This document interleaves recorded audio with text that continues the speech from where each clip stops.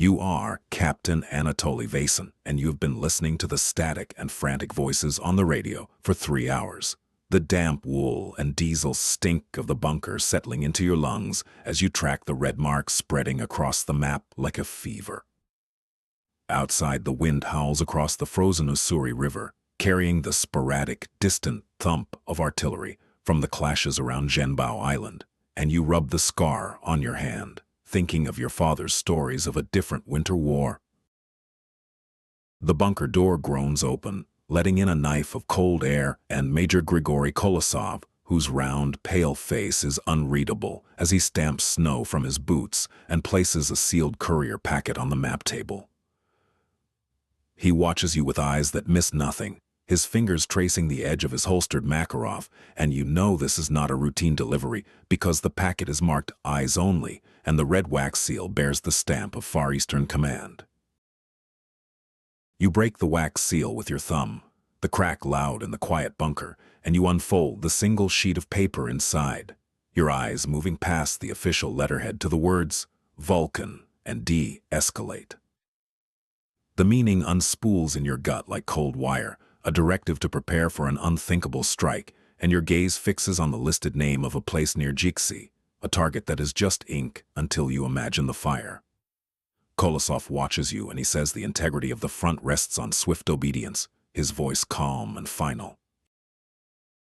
You stare at the coordinates, the numbers blurring as you remember your father's voice in the dark of your childhood home, describing Stalingrad not as glory, but as a frozen hell of rubble and screams where the world ended street by street. You look up at the map where the red arrows cluster like fresh wounds on the far bank, and you feel the scar on your hand throb, a phantom pain from a past you thought you had escaped by coming to this frozen river. The phantom ache in your hand pulls you back into the bunker's greenish light and the smell of damp wool, and you fold the order, sliding it into your tunic pocket where it crackles against the photograph of Lena and Mila. You tell Kolosov you will begin the preparation immediately, your voice flat and professional as you turn to the radio table, and you instruct Sergeant Borodin to pull the aerial reconnaissance photos for the Jixi sector, watching his eyes widen before he nods and fumbles with the metal filing case. You step outside under the pretext of checking the perimeter, the cold hitting you like a physical blow that steals your breath and freezes the damp wool of your coat stiff, and you see Private Sokolov at his post, his young face pale as he stares across the river at the pinpricks of flashlights moving in the distant Manchurian trees. He asks if it's true the Chinese are coming across the ice tonight, his voice thin with a fear he cannot hide, and you give him the rote answer about Soviet vigilance while your own eyes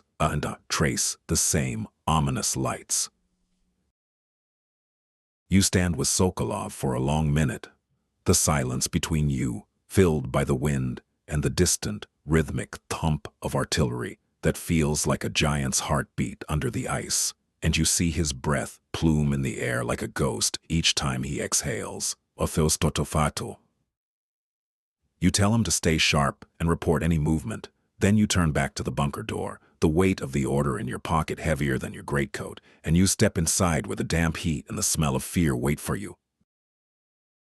Back inside, the bunker's greenish light buzzes like an angry insect, and you find Borodin hunched over the grainy reconnaissance photos, his lanky frame coiled tight as he traces the target coordinates with a magnifying glass. Ostei. He looks up, his poet's face bloodless, and whispers that the coordinates are precise, but his finger trembles as it points to a low, long structure with a flat, open yard beside it. A school, he says, just as a distant artillery thump shakes the floor and makes the single light bulb swing. Major Kolosov's shadow falls across the photograph before you can respond, and his calm voice cuts through the static, dismissing the structure as enemy deception, a tactic to weaken our resolve. He places a hand on Borodin's shoulder, not a gesture of comfort, but of possession, and says, "The only truth that matters is the order from command." His eyes fixed on you as the distant artillery thumps a slow, ominous rhythm that vibrates the dirt from the ceiling onto the map. The radio shrieks to life before you can speak, a burst of static ripped apart by a voice raw with panic, screaming, "Ambush! They're in the trees!" and the wet, choking sound of a man trying to breathe. You feel a cold sweat break across your back as the voice pleads for fire support, the words dissolving into a sob, and you look from the screaming speaker to Kolosov's placid face and the targeting form on the table, your jaw clenched so tight your teeth ache. You grab the field telephone, your voice cutting through the panic as you authorize the fire mission, the coordinates for the patrol's last known position, tumbling from your lips with a mechanical precision you learned at the academy. The world outside the bunker erupts into a rolling, concussive roar as your batteries answer, the ground trembling under your boots, and the fluorescent lights swinging wildly, casting frantic shadows that dance across Kolosov's unmoving face as he watches you make the first irrevocable decision of the night. The thunder of your artillery fades into a ringing, profound silence that feels heavier than the noise, and in that hollow quiet, Kolosov places a single sheet of paper, the confirmation form for the Vulcan order, on the map table next to your hand. He does not speak, but the message is clear in the set of his jaw, and you stare at the blank line awaiting your signature as the radio crackles again, this time with a new, chillingly calm voice speaking in clear Russian. The voice on the radio is a Chinese commander, and he warns that any use of special weapons will be met in kind, his words precise and cold as the permafrost beneath your feet, and the silence in the bunker becomes absolute except for the hum of the fluorescence. POV. Sergeant Borodin meets your eyes across the table, his face bloodless, and you look down at the confirmation form, the pen beside it feeling not like a tool, but like a piece of lead that has always been waiting in your hand. You do not pick up the pen, your fingers resting on the cold edge of the map table as you ask Kolosov to clarify the chain of verification, a stalling tactic that makes his eyes narrow and his fingers cease their tracing of the pistol holster. He insists the order is valid, the codes checked, and that history will thank the men strong enough to make the hard choice, and you think of your daughter's laugh, a sound utterly alien, in this frozen hole where the only noise is the hum of the fluorescence and the ghost of the Chinese warning. You tell Borodin to attempt to raise command on the secure line for final verification, a request that borders on insubordination and makes Kolosov's hand settle fully on his pistol holster, not drawing it, but resting there like a promise. Time stretches thin as Borodin works the dials, his knuckles white, and the secure line yields only a hiss of static that fills the bunker, a void where an answer should be, and you feel the decision hardening in the air between you all. The distant artillery starts again, a rolling thunder that vibrates the dirt from the ceiling in a fine, cold dust that settles on the map and the unsigned form, and you look from Kolosov's stone face to the blank line waiting for your name. You think of the school on the photograph and the Chinese commander's voice, warning of a reply in kind, and your hand, which had been hovering near the pen, pulls back into a fist on the table. You tell Borodin to stand down from the secure line, your voice flat, stating the launch authentication is incomplete. Kolosov's face turns to stone, and he calls you a traitor to the motherland, his voice a low snarl that cuts through the static as he moves past you to seize the radio from Borodin himself. In that moment, a tremendous explosion rocks the bunker, a deafening crack of sound and pressure that smothers his words and plunges the world into darkness as the single fluorescent tube shatters, leaving you blind in the sudden, ringing silence filled with falling dirt and the smell of cordite. You are on your hands and knees in the absolute dark, the world reduced to the taste of dirt and cordite and the high-pitched whine in your ears, and you fumble for the flashlight you keep clipped to your belt, your fingers numb and clumsy. You find it and thumb the switch, and the beam cuts a shaky path through the swirling dust, illuminating Kolosov, staggering to his feet by the radio, and Borodin curled protectively over his equipment, and the confirmation form is gone, swallowed by the dark. The beam of your flashlight finds Major Kolosov first, his face a mask of dirt and fury as he wipes blood from a cut on his temple, and his eyes lock onto yours with a pure, undiluted hatred that needs no words.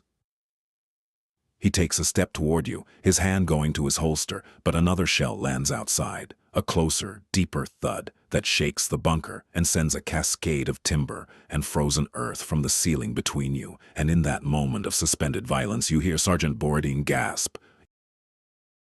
You swing the flashlight beam toward Borodin's gasp and see him pointing a trembling finger at the bunker door, which now hangs crooked on its hinges, letting in a stream of frigid air and the chaotic orange flicker of a fire outside. The distant artillery has been replaced by the closer, sharper cracks of small arms fire, skittering across the ice, and you understand the Chinese shell was not random, but the prelude to an assault, and the decision about the form is gone, replaced by the immediate fight for the ground under your boots. The ringing in your ears is a high-pitched whine beneath the shouts and the groan of stressed timber, and you taste cordite and frozen earth as you shout for Borodin to grab the emergency satchel, your command voice surfacing through the disorientation as you shoulder past fallen debris toward the shattered door. The blast of cold air hits you like a slap, and you step out onto the packed snow to see the night alive with muzzle flashes on the ice and the orange glow of a burning fuel dump. And there is Private Sokolov firing his rifle from behind a snow berm, his young face etched with a terror that has finally found its shape. You drop to a crouch beside Sokolov, behind the snow berm, the ice snapping with bullets that kick up plumes of crystalline powder, and you yell for him to fire in controlled bursts as you scan the dark river for the shapes moving between the flashes. The burning fuel dump casts a hellish, dancing light that makes the ice seem to writhe, and you see them now, dark figures advancing in a ragged line from the far shore, their outlines blurred by the swirling snow and the smoke from the fire. You fire your Makarov at a shape that breaks from the line, and the figure drops to the ice without a sound, a dark bundle that seems to sink into the snow. The recoil travels up your arm and settles as a hollow ache behind your ribs, and you glance at Sokolov, whose mouth is open in a silent cry against the rifle's roar, and you understand that this small, terrible act on the frozen river is the only history that matters now. You fire again and again, the pistol growing hot in your hand, and you shout for Sokolov to fall back toward the bunker entrance because the line of dark figures is thickening and their fire is finding the berm with a terrible, chipping rhythm. Wah! You grab the boy by the collar and pull him with you, stumbling backward through the churned snow as bullets whine overhead, and you see the crooked bunker door ahead, a rectangle of deeper black where Borodin's silhouette waits with the satchel, his arm waving you frantically inside. You shove Sokolov through the bunker door ahead of you, the last one inside, as you slam the shattered wood closed against its broken hinges and drop the heavy steel crossbar, the act a futile gesture against the storm of lead outside. You turn, your back against the cold metal, and your flashlight beam sweeps the ruined space to find Kolosov already at the radio, his bloody hands working the dials with a frantic intensity, and Borodin pressed against the wall with the satchel clutched to his chest like a child. Kolosov is shouting into the radio handset, demanding an immediate artillery barrage on the assault coordinates, his voice raw, with a fury that has nothing to do with tactics and everything to do with the decision you made in the dark before the shell hit.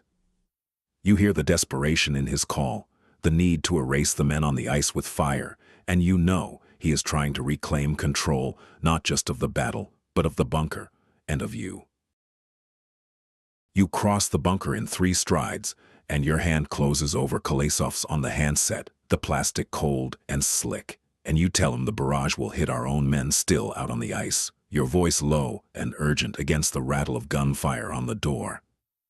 He tries to wrench free, his eyes wild in the flashlight beam, and he snarls that the traitors on the ice are the enemy now, his spittle flecking your cheek in the dark. You wrench the handset from Kolosov's grip, the cord snapping taut, and you shout for Borodin to get on the field phone and call in a defensive perimeter fire 500 meters out, a wall of steel to separate your men from the advance. Kolosov stares at you, his fury collapsing into a cold, exhausted understanding that the war outside is the only one left to fight, and you turn back to the map, your fingers tracing the cold, damp paper to the last known position of your patrol as the gunfire rattles the bunker door like a drum.